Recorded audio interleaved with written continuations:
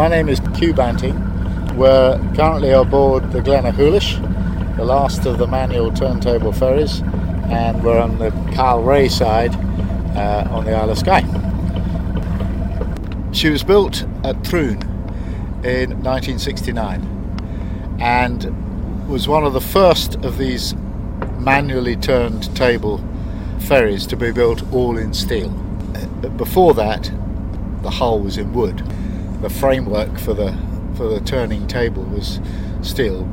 We think that it was also a bit of an apprentice's project, so that the Ailsa shipyard that built her used the apprentices and taught the apprentices on the boat. The reason we say that is she's fairly well engineered, over-engineered some would say.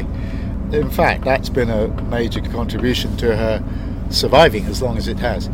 The principle is it's a Highland design.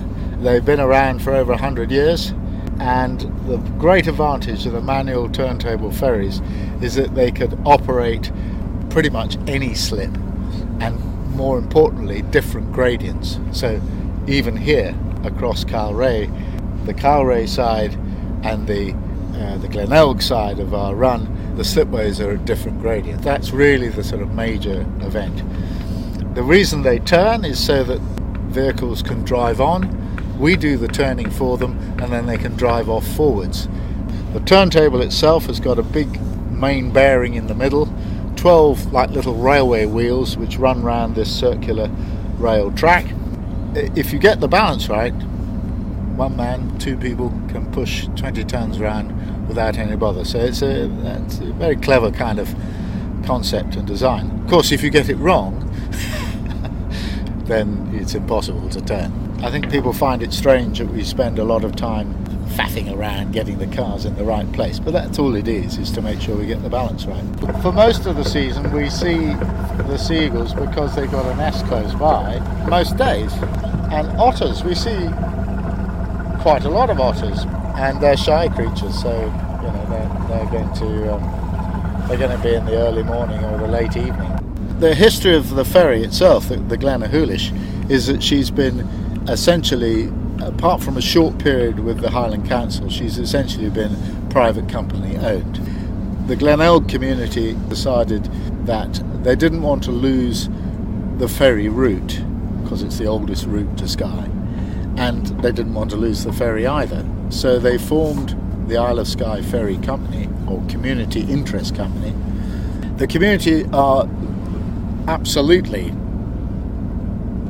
incredibly important as far as the company is concerned, and the ferry, not only crewing it but also being on the board of directors. Also things like we have a series of volunteers who come and stock the lighthouse up with coffee and so forth every day. And these little turntable ferries have been an absolutely vital part of the islands and indeed the Highlands transport infrastructure. The community, with all that in mind, it is here to preserve the vessel, to preserve the oldest ferry route to Isle of Skye from the mainland, to provide work for local people. And the amazing thing about a ferry also, it provides a focus. You know, we pick up a lot of gossip, I suppose, crack on the ferry, and of course we pass it on to local people. We hear all sorts of nice stories. We meet a lot of visitors who want to know about the local area and so forth, and you know, what better than to ask the ferryman.